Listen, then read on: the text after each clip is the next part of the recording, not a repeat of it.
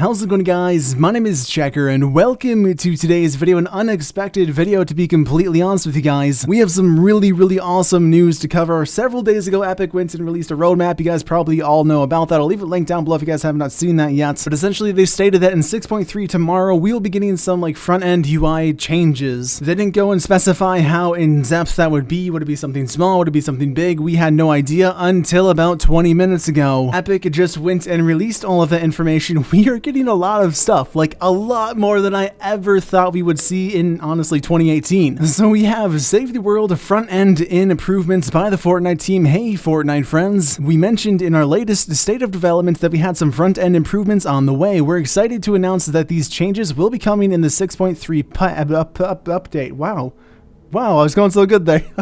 Wow, it's a Monday. Is it Monday? It is, yeah. Regardless of my terrible diction, though, we're getting some changes up front to our home base, the main menu, everything. The UI is being completely changed. The revamping how things work and how players interact with the game, especially in the main menu. For starters, we have the command center, what appears to be like the main menu of the game. Nice little photo here to look at. By the way, 69,000 V-Bucks. Please share. The new command tab acts as an overview of your account progress and prominently features your current hero. The screen acts as a hub and provides a variety of options that become available as you progress through the campaign, offering quick access to change your hero, view your stats, and manage all heroes and survivors that make you more powerful. Now, this does not mean that we're getting that new hero revamp system where we can slot 5 heroes. That's not coming yet. That'll be at a later date. Home base power is now simply called power, and a variety of rewards are given when you level up, including fort stats as well as schematics and resources. So when we level up now, we'll be getting rewards such as schematics and resources. That's kind of cool. That's interesting. XP boost information is also visible on this screen and provides a shortcut to activating boosts. So once again, this is not the hero revamp. This is not changing how heroes work. I'm hoping to see that change by the end of 2018. We're excited to introduce a new character to help whip your heroes into fighting shape, the Major. Once you meet him in the campaign, I'll repeat that, once you meet him in the campaign, he'll be located in the training room. The Major unlocks your ability to level up and manage your heroes, so I'm assuming you'll find him in the game pretty early, as well as provides access to defenders, expeditions, and your hero loadout. We'll have more details on the new hero loadout when that feature is close to release, but for now it handles your primary hero as well as tactical and support slots. So I would assume that 99% of us will just have this unlocked right away. Only new players will have to go and find these people in game. I mean, maybe they might make us do it. I have no idea. But we will now be going through the Major to customize our loadouts, which is kind of a cool, unique feature, I'll be completely honest. And they're kind of going all in with this because the Survivors is in a very similar situation. The Survivors screen is where you'll encounter another new addition to the cast, the Director. Found later in Stonewood, he'll help you manage all of your squads and survivors. Okay, that makes sense. Later Stonewood. We're also introducing a new feature called Autofill. That could be really helpful for new players, actually. Autofill works by making sure your survivors with the highest power are always slotted in the squad. Although it is on by default, you can always take full control at any time. There's also a new quick tips screen to better explain the matching rules of squad slotting. Yeah, see, that's big because when I first got this game, I was really confused as to what survivors even were. When I actually first started, I would go and try to level up weapons and heroes, and I was like, how was my power level not increasing? Because I had no idea that survivors dealt with power level. I thought that they were just survivors that we rescued in the game and you could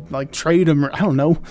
Point is that this is going to hopefully simplify things, which once again is great for new players. Moving on, we have upgrades. The upgrades room is staffed by Kevin, your robotic helper for gaining access to gadgets and other tools. But anyway, upgrade points earned by leveling up during missions can be spent to acquire and improve gadgets as well as upgrade utility options. Like backpack size and pickaxe strength, you can preview the details of each upgrade level in order to make more informed decisions for what blah blah blah. You get the point. You're probably also starting to notice something by now. All of the things that used to be covered by the skill tree, by the research tree, are now being transferred into these little sections, and it's kind of cool. More on the research tree and skill tree in a bit, though. Moving on to, I guess, research. Our favorite van flying scientist Lars has taken up residence in the research lab, where he'll allow you to spend research points on the fort stats of your choice. We're also introducing bonus meters that provide you with extra stats when filled. The point generation and storage capacities of the research lab are now occasionally upgraded when you level up. So once again, just a total revamp of how the research tree and skill tree are working. I'm liking it a lot already. Once again, this guy is 69,000 V-Bucks. And wait, Kevin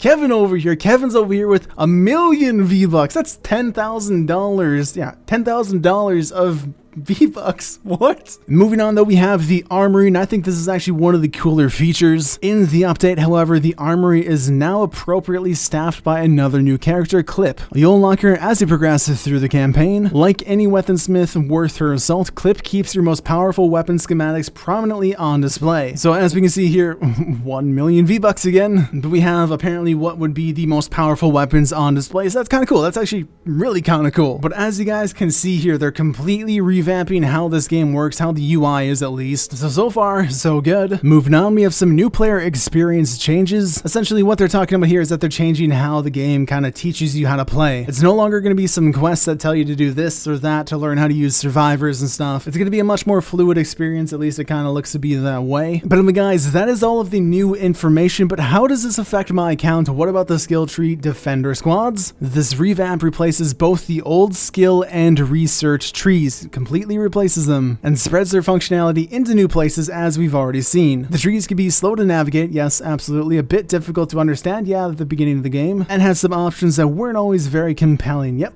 Completely agree. In a future release, not 6.3, we will also be adding the feature that allows players at max level to infinitely earn an additional reward each time they would have leveled up again. So for high level players, that is good news. We'll be tracking XP gains for max level players in the meantime from 6.3 on. So by the way, this is not power level, this is the XP that you get from, like, I guess doing missions and stuff. The XP you see at the end of the screen. The max commander level has always been at 310. I hit that several months ago. So it appears that from 6.3 on, they're going to be keeping track of our XP, and then whenever they decide to introduce that infinite limit, we will get, I guess, whatever we had. So that's going to be pretty cool. It's going to be nice actually being able to level up. When these changes go live, your account will be converted in such a way that it should be just as powerful or even more so than it currently is. But anyway guys, that was a lot of information here, a lot of unexpected information. If you guys have any questions, comments, or concerns, let me know down below. I will also have this article linked down below, so of course you guys can check it out yourself. But thanks guys for watching today's video. Hope you guys did enjoy, and I will talk to you guys tomorrow for some really cool updates.